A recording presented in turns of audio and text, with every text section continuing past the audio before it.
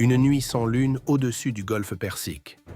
À bord de l'USS Gravely, un opérateur radar fixe son écran avec l'intensité calme de quelqu'un qui sait exactement ce qu'il regarde et qui préférerait se tromper. 14 nouvelles cibles. Petites, rapides, toutes en convergence vers le détroit d'Ormuz depuis la côte iranienne. Il appuie sur l'interphone. Officier tactique, contact de surface multiple, relèvement 045 à 090. Vitesse 42 nœuds, formation cohérente avec des vedettes rapides des gardiens de la Révolution. Silence sur la passerelle. 3 secondes. 5 secondes. Puis un seul mot de l'officier d'action tactique. Confirmé. Moins de 90 minutes plus tard, la marine américaine aura coulé 20 bâtiments iraniens. En moins de 6 heures, la capacité de Téhéran à menacer le trafic commercial à travers le point d'étranglement pétrolier le plus stratégique du monde sera réduite de près de moitié. Et pendant 72 heures après cela, le Pentagone ne dira absolument rien. Voici la reconstitution de l'opération Cerberus Gate, le plus grand engagement de surface américain depuis 1988, et du silence qui a suivi. Pour comprendre ce qui s'est passé cette nuit-là, il faut comprendre les 6 mois qui y ont conduit. Les analystes du renseignement du CENTCOM commencent à repérer un schéma. Les forces navales des gardiens de la révolution islamique, pas la marine régulière iranienne, mais la flotte propre aux gardiens, entreprennent de repositionner leurs vedettes rapides le long de la côte. Bandar Abbas, Jask, l'île de Keshm, Abu Moussa. Ce ne sont pas des destroyers ni des frégates, ce sont des bâtiments légers, rapides, sacrifiables. Des vedettes de patrouille de type Boghamar et des catamarans C-14 de construction chinoise capables de dépasser 50 nœuds, chacun portant des missiles anti-navires, des mines ou des lance-roquettes. Individuellement, ils ne représentent pas une menace sérieuse pour un bâtiment de guerre moderne. En essaim de 20 ou 30 unités, ils peuvent submerger même les systèmes défensifs les plus perfectionnés. Quelques semaines plus tard, les images satellites déclenchent les alarmes au quartier général du CENTCOM à Tampa. Les gardiens ne déplacent pas seulement des bateaux. Ils construisent de nouveaux abris couverts, des installations renforcées le long de la côte, conçues pour soustraire les embarcations à la surveillance aérienne. Pourquoi cacher des bateaux que l'on opère ouvertement depuis 2 décennies? La communauté du renseignement appelle cela un prépositionnement pour des opérations de contingence. En langage clair, l'Iran se prépare à fermer le détroit d'Ormuz à très court préavis. 20% du pétrole mondial transite chaque jour par ce détroit. Une fermeture, même partielle, ferait grimper les prix mondiaux de l'énergie en quelques heures. Les économies de Tokyo à Berlin le ressentiraient en quelques jours. Et l'Iran le sait. C'est leur police d'assurance, leur interrupteur de mort. « Attaquez-nous », signale-t-il depuis des années, et nous étranglerons l'économie mondiale. Mais quelque chose a changé vers la fin de cette période. Un patrouilleur américain détecte une vedette rapide des gardiens en train d'effectuer ce qui ressemble à un exercice d'approche. L'embarcation surgit de l'île de Keshm, exécute une approche simulée contre un pétrolier commercial en s'approchant à moins de 800 mètres, puis rompt le contact et rentre au port. Quelques semaines plus tard, c'est 2 bateaux, puis 4. Ils encadrent un pétrolier battant pavillon libérien depuis 4 directions simultanément. Vitesse 48 nœuds. Temps de clôture entre la détection et le point d'approche le plus proche. 94 secondes. L'équipage du pétrolier ignorait totalement qu'il était utilisé comme cible d'entraînement. En examinant les comptes rendus d'après-action de ces incidents, un détail ne cesse de revenir. Les vedettes des gardiens naviguaient transpondeurs AIS éteints, pratique courante pour les bâtiments militaires. Mais elles brouillaient également le radar du pétrolier. Ce n'est pas un exercice, c'est une répétition. Quelques semaines plus tard, le CENTCOM a recensé plus de 40 vedettes rapides des gardiens repositionnés sur des bases avancées le long du détroit. Les analystes de la DIA estiment que lors d'une attaque en essaim coordonnée, l'Iran pourrait déployer la totalité de ses 40 embarcations en moins de 20 minutes. La question n'est plus de savoir si l'Iran se prépare à les utiliser. La question est de savoir quand. Le Pentagone soumet un rapport au Conseil de sécurité nationale.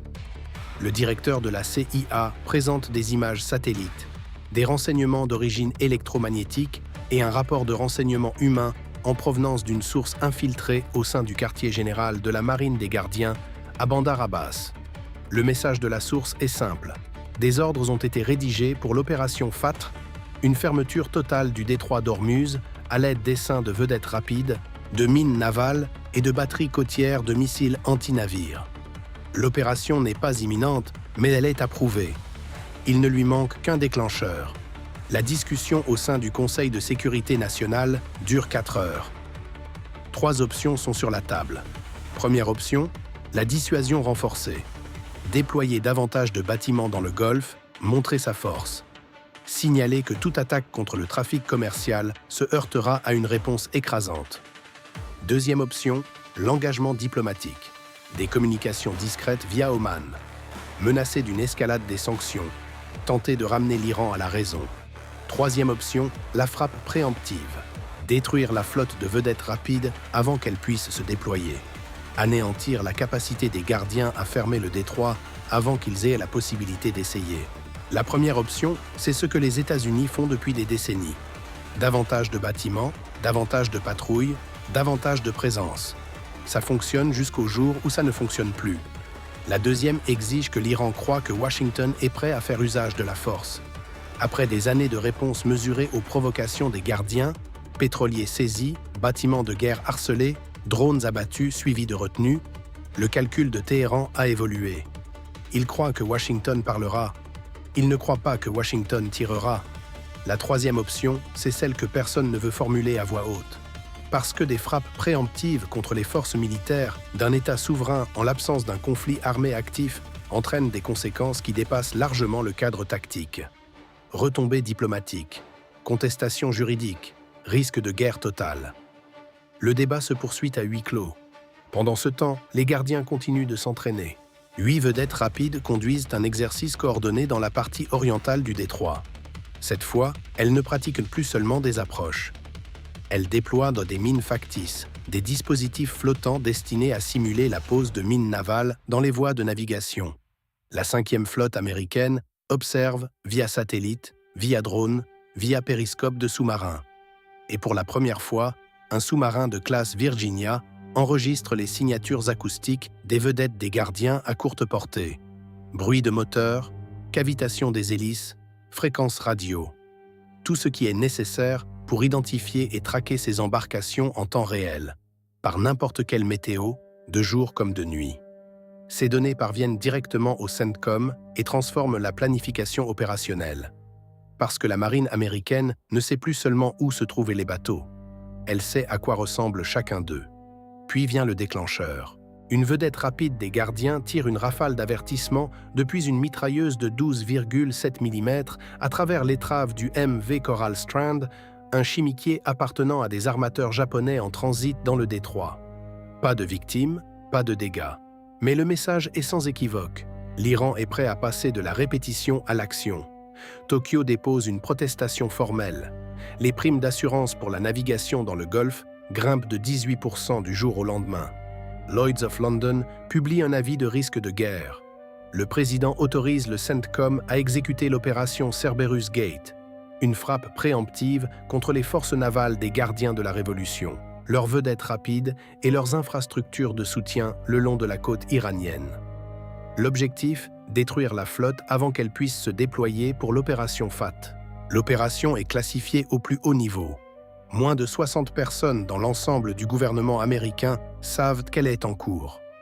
La date d'exécution est fixée lors de la nouvelle lune pour bénéficier d'une obscurité maximale. 11 jours pour se préparer.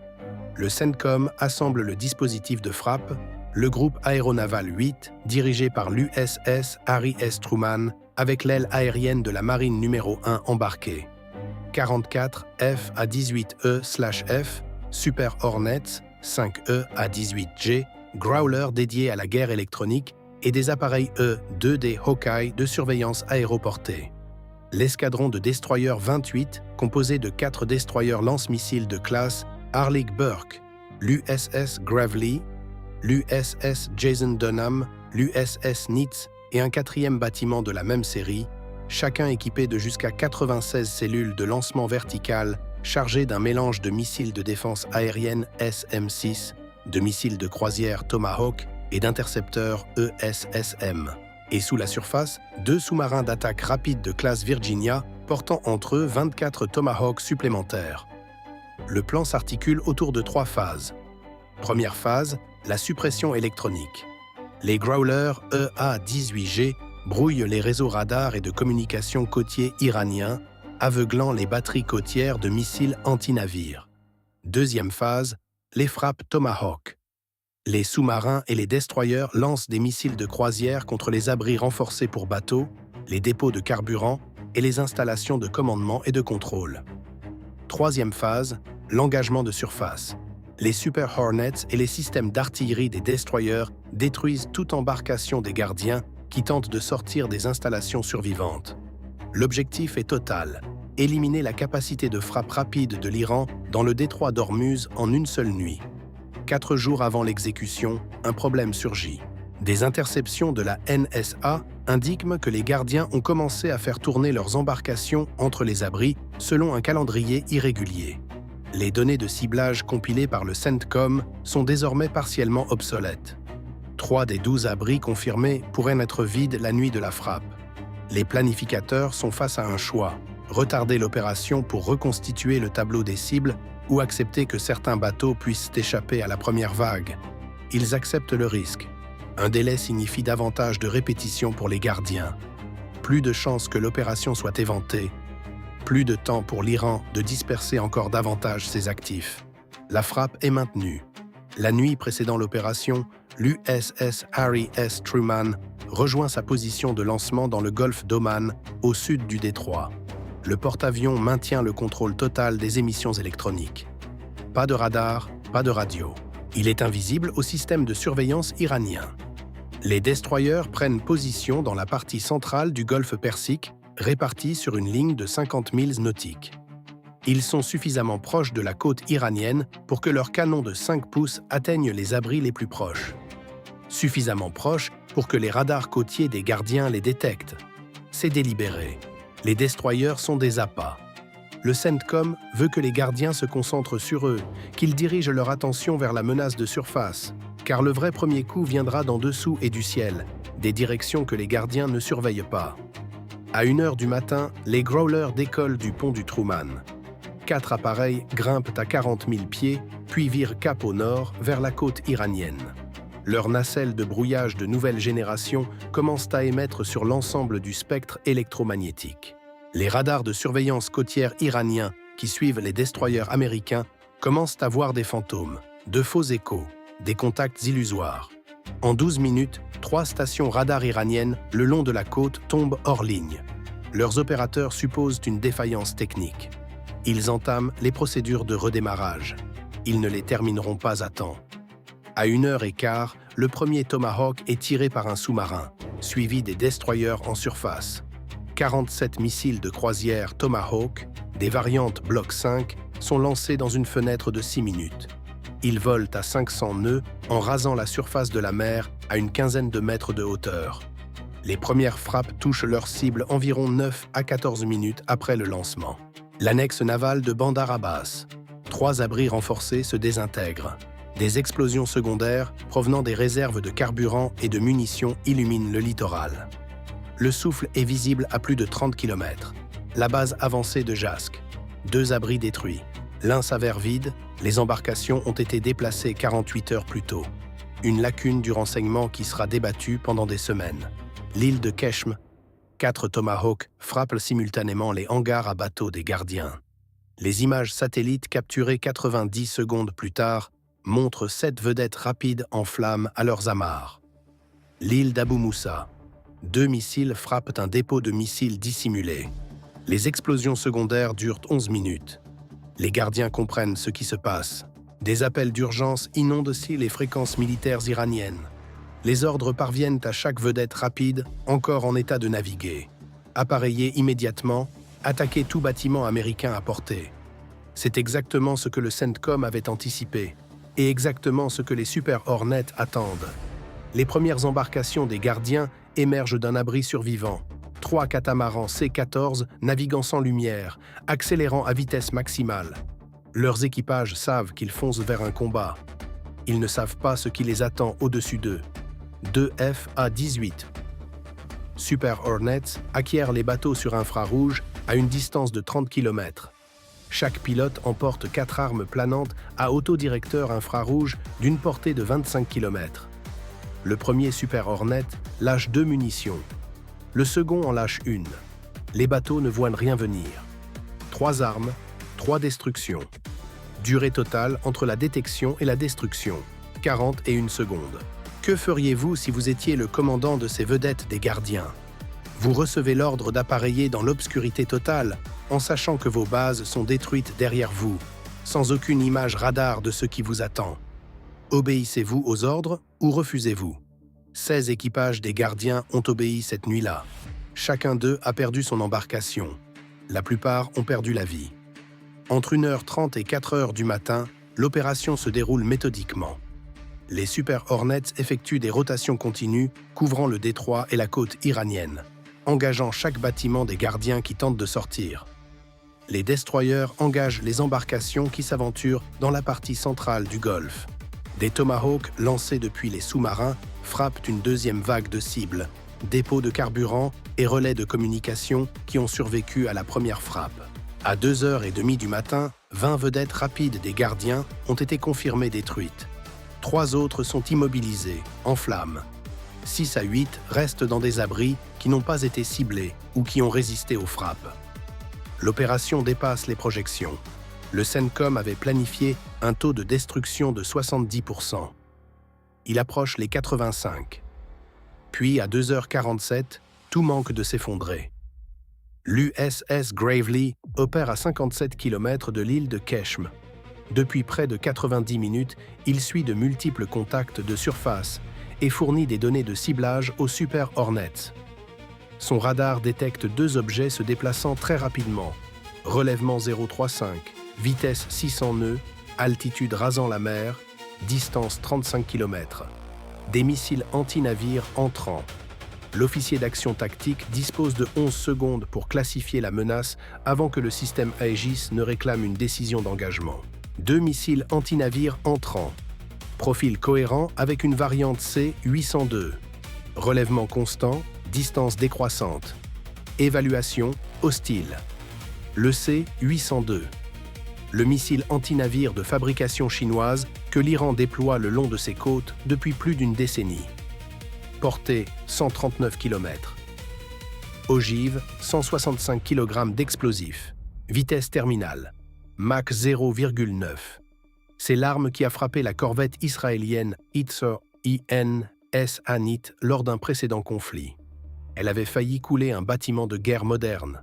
Maintenant, 2 de ces missiles foncent vers le Gravely. Tir libre. Engagement au SM-6. Les cellules de lancement avant entrent en action. 2 missiles SM-6 bloc IA, coûtant chacun plus de 4 millions de dollars, s'élancent vers les menaces entrantes à Mach 3,5. Le premier SM-6 intercepte le C-802 de tête à 20 km. L'ogive explose. Des éclats se dispersent à travers le golfe dans un éclair lumineux visible à l'œil nu depuis la passerelle du Gravely. Le second C-802 effectue une manœuvre, un déport latéral préprogrammé destiné à rompre l'accrochage radar. Le SM-6 qui le suit s'ajuste, mais la marge est infime. L'interception échoue. Le missile dépasse la nouvelle trajectoire du C-802 de 40 mètres. Distance au Gravely, 7 km. Temps avant impact, 16 secondes. Le CIWS Phalanx s'active automatiquement. Le système de défense rapproché Bloc 1B, un canon Gatling de 20 mm à 6 canons rotatifs capables de tirer 4500 coups par minute. Le radar accroche, le canon pivote. Le système est conçu précisément pour ce scénario. Une ultime défense contre un missile que tout le reste a échoué à stopper. Le Phalanx ouvre le feu à une distance de 1200 mètres. Une rafale de 3 secondes, environ 225 obus de munitions pénétrantes en tungstène, déchiquette le système de guidage du C-802 et déclenche l'ogive.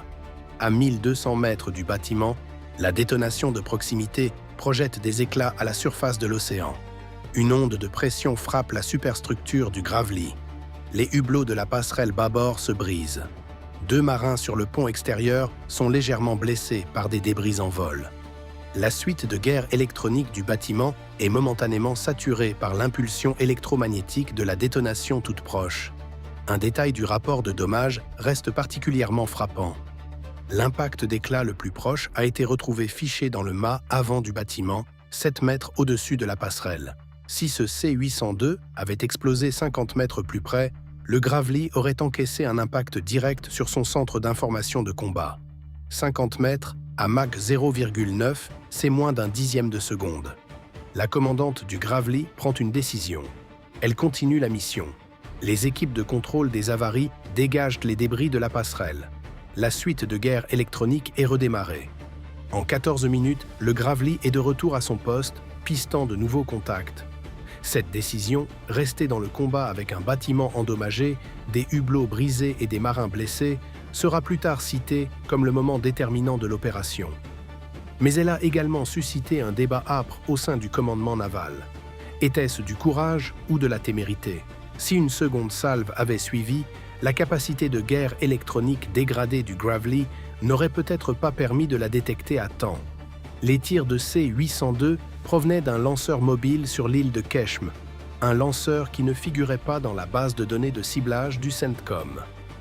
Le lanceur avait été acheminé sur le site moins de 72 heures avant l'opération, dissimulé sous des filets de camouflage dans un village de pêcheurs. Les services de renseignement d'origine électromagnétique avaient détecté une émission de communication suspecte en provenance de la zone quelques jours auparavant, mais l'avaient classée comme du trafic administratif courant des gardiens. Une mauvaise classification qui a failli couler un destroyer. À 4 heures du matin, la phase d'engagement actif est terminée.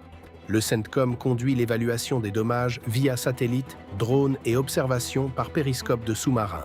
Résultat, 23 vedettes rapides des gardiens détruites, 20 à leurs amarres ou dans l'eau, 3 confirmées immobilisées et coulées ultérieurement par leurs propres équipages.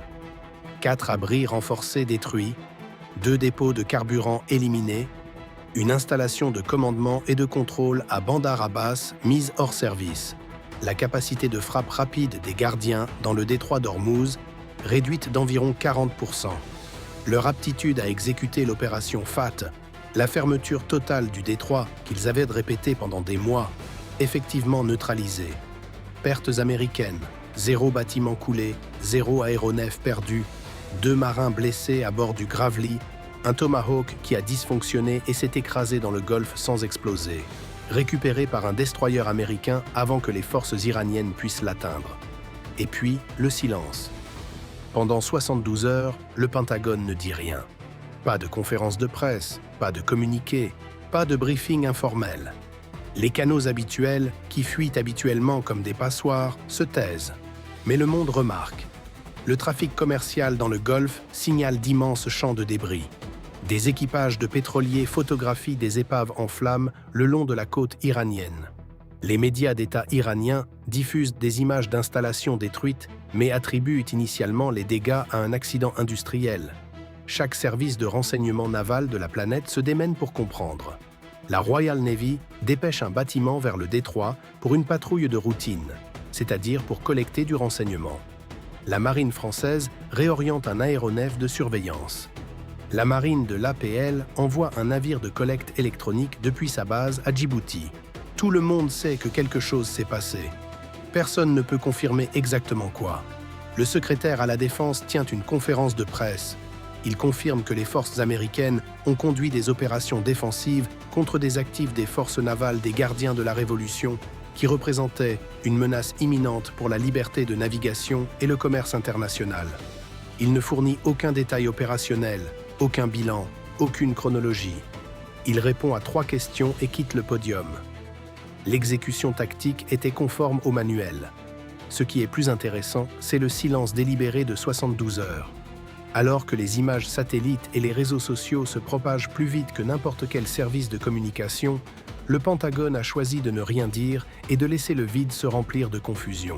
L'Iran ne pouvait pas revendiquer une victoire de propagande parce qu'il ne parvenait pas à déterminer l'ampleur exacte de ce qu'il avait perdu. Au moment où Téhéran avait assemblé un tableau précis, Washington avait déjà orienté la façon dont l'histoire était reçue à l'international. Les retombées diplomatiques ont suivi un scénario prévisible. la Chine a condamné la frappe comme une escalade dangereuse et réclamé une réunion d'urgence du Conseil de sécurité de l'ONU.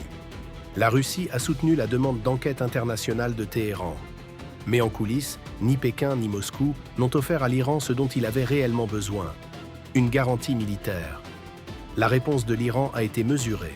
Le commandement des gardiens a déclaré une vengeance sacrée, mais n'a pris aucune action militaire immédiate. À la place, ils ont activé leur réseau de mandataires. Les forces Houthis au Yémen ont intensifié leurs attaques contre le trafic commercial en mer Rouge. Le Hezbollah a conduit des tirs de roquettes sur le nord d'Israël.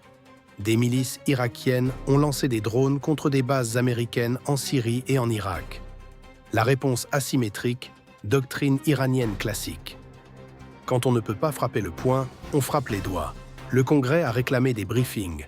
La Commission des forces armées du Sénat a tenu des auditions à huis clos.